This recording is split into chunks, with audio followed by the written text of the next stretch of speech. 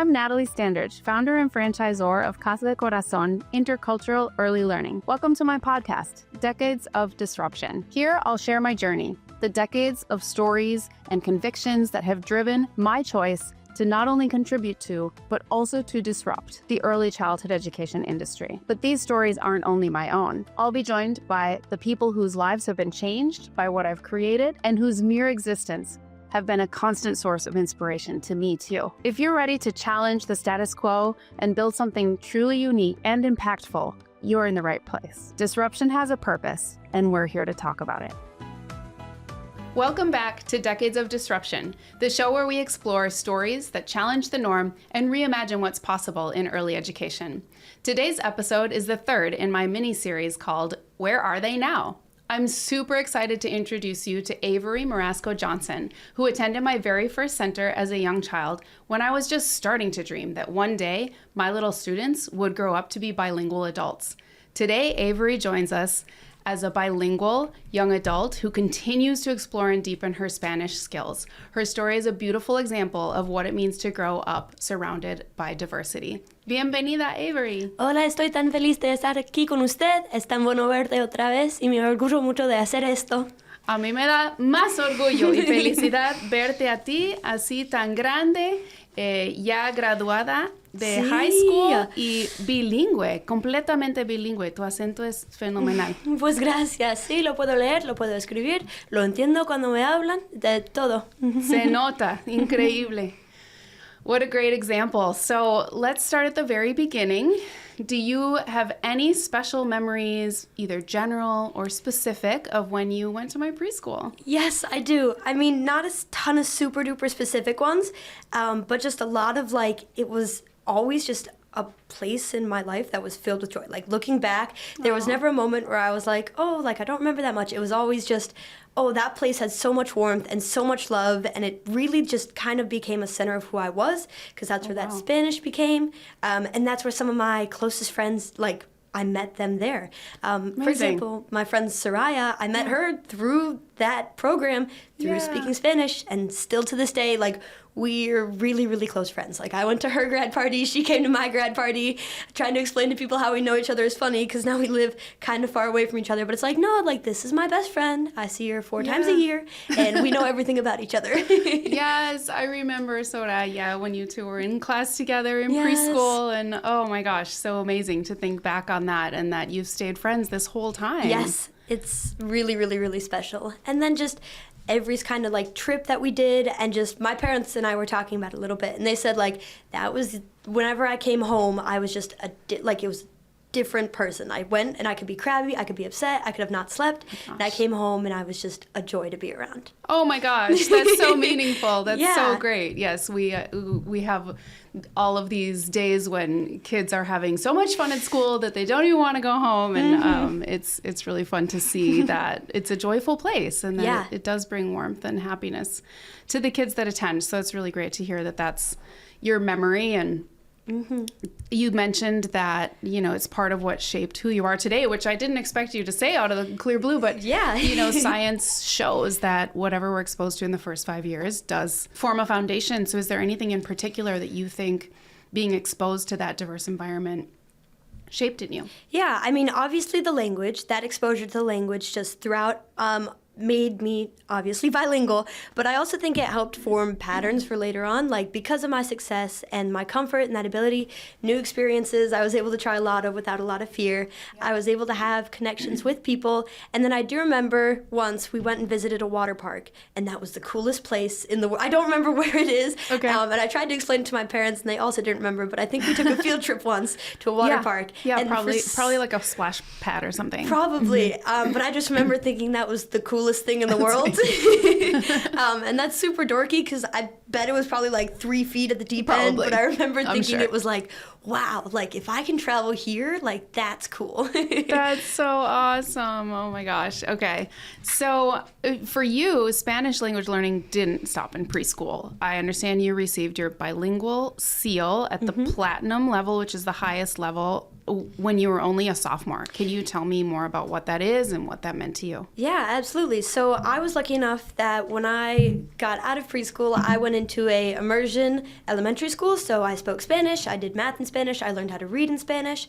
And then throughout the career until I graduated high school, I had Spanish kind of every day or close to every day in my school curriculum. And so by the time I got to high school, I took AP Spanish my freshman year and scored a 5. And then my sophomore year, I took a placement exam called the Stamp. And the Stamp, you can get different levels of seals. Platinum is the highest in Minnesota, and I was lucky enough to get the Platinum seal based on my comprehension of reading, my writing abilities, my speaking, and my listening abilities. What an achievement. And is only a sophomore. That's really amazing. So did you continue studying Spanish then, junior and senior year of high school? Yeah, so my junior year, I tried the IB program at my school, the International Baccalaureate, and that one focuses on the language in a broader spectrum than just like grammar and how to write efficiently and how to speak efficiently, but we actually started to talk about like how does Spanish culture influence us? And we talked about like the boom Latinoamericano. And then we talked about how does Spanish, in Spanish-speaking countries, what is their literature influence around the world? So we talked about Cien Años de Soledad, which is a very, very famous piece of literature. And then we also talked about, we didn't read it, but what was it called? El Quixote? Sure. We didn't read it, but we talked about that as a class and what that kind of meant for around the world. And then, unfortunately, my senior year, I ran out of room in my schedule, but I kept in a kind of high discussion-based Spanish environment up until my junior year. Yeah, well, it shows because your Spanish is very fluid and amazing. What role does Spanish play in your life now?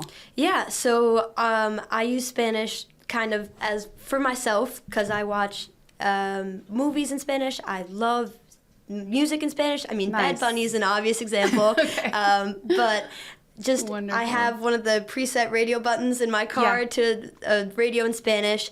And then I work at a small business, and every now and then we have people come in who only speak Spanish, so I get to show off a little bit in front of my coworkers there and help communicate with people there. I was so lucky to have you. Yeah, I've also been a Spanish camp counselor before for a program that tried to do something similar near me. Okay. We helped kind of teach kids how to speak in Spanish a little bit, so I could use my Spanish, and I was one of the more fluent people there, so I could help like, hey, this is what happens if you keep practicing Spanish. Like, there is a way to get fluent in it, so that was really cool too. You have no idea how meaningful that is to me. Like, it's enough just to hear you being bilingual as a young adult, but to know that you are now passing that on to littles as well is just next level. I'm very proud and honored that you're using it and in that way and passing it on to kids too.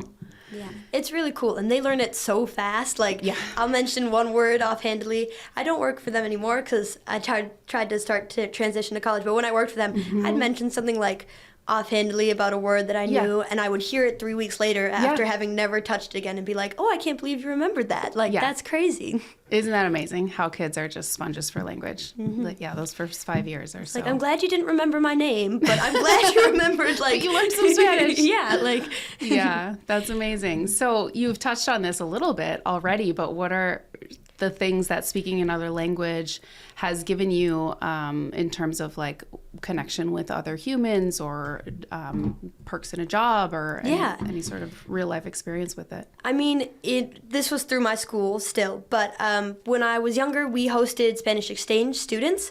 So they would come and live with us for a year, and they would come from a variety of places. Spain was one of them.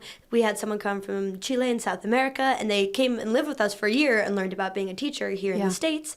And that was really cool because when they first got here, they didn't speak much English, so I was kind of a way to communicate for my family with this individual who was living with us full time. And I was also a way for them to communicate in the school and in the community and like learn sometimes even the roads of names nearby or like how to read things. Like every little thing I could help out with there, and that was really cool. So it was like a really easy way to connect with these people. If I'd been able to only speak English, there's absolutely some conversations I would have never gotten to have with them. And it's just so much easier to be able to speak to someone in a language that they're comfortable with. Yes. So like I mentioned, at my job, I've had those Spanish exchange students. And then I also became a musician throughout my time in high school. And I really think learning a language earlier on made that process so much easier. Like I was able to absorb things quicker.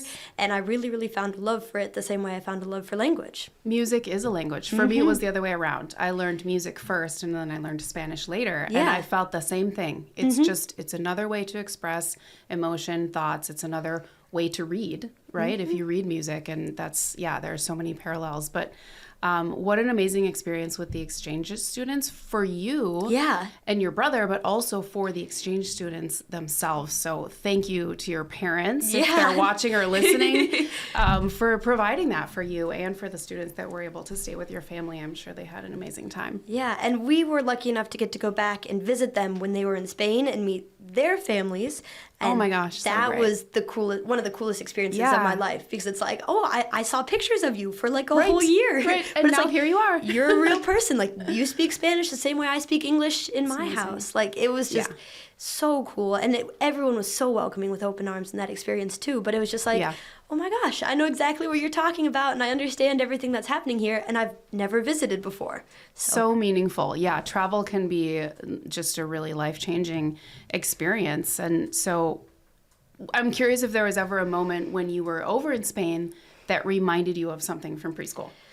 Ooh, that would be a good question. I do remember once we were at a little grocery store and we were trying to figure out like what the best snacks would be. And I remember very vividly I said no raisins. And my family was like, oh, I wonder why. And I was like, I remember I used to have raisins. I haven't had a raisin like since preschool, I think. Wow. But for some reason I saw that packaging and I was like, we cannot get raisins. We can get anything in this store, just not raisins. Which probably isn't the moment you were looking for. No. But I remember it very vividly. It actually is, because we're having this conundrum right now. Some of the kids love the raisins. Absolutely And some not. of the kids are so either bored or just sick of them that we're like, maybe we should take the raisins off the menu. So now with your vote, I think we can make that decision. Yes. Oh, and it's crazy because it's like I never think of raisins in my everyday life, and every now and then I'll see them and be like, just no raisins, no more raisins. Just no, I had too many raisins in preschool. That's hilarious. Oh my gosh. Okay. So if you could sit down with your 4-year-old self now, what do you think she would say to you, and what might you say back? I have no idea. I mean, I think it'd be funny. I would probably still want to be a veterinarian if I was a 4-year-old. Yeah. Is that what you used to want to be? That's what I really, really wanted to be. Okay. I think the conversations would be quite a bit funnier. Yeah. Especially because that was back when we were still living closer to this area. We've since moved. Okay. But I think that would be crazy. And just she would probably ask, oh, are we still friends with Soraya and all of them? And it would be really, really special to say, yes, we're even going to college together. And like, do we still speak Spanish? Yes. Yeah. We really, really love Spanish. It's all worked out amazing. Oh my gosh. And then I think she would probably tell me what her favorite color is. Yeah. And we probably what would have was it? It was blue back then, and it's green now. Green like your eyes. Yes, thank you. So it would probably be a little bit of that. But the big things, like still speaking Spanish, still really close friends with those same best friends then. Isn't that amazing? And don't play soccer anymore. That would be a big shock. I was super into soccer, but since then switched to running. Okay. But yeah, it would be really nice. Track is what you're going to do in college then? Yeah, so I'll be running cross country and track and field. Amazing. Oh, so awesome. Good for you. So on this podcast, we talk a lot about disruption with purpose. So like in a good way. Is there anything that you've gained from being bilingual that you feel makes you more able to disrupt anything that you don't agree with in the status quo? Absolutely. I think being able to speak another language and being able to communicate with people who aren't always identical to you or have a similar shared background to you really can make you that person to drive empathy and to drive change. Oh, beautiful. Yeah, I mean, I try my best to, like, include everyone and be kind, but I can recognize, like, it's hard sometimes if you don't know someone or you don't know their background or you can't find things to relate to. It can be hard to connect with those individuals.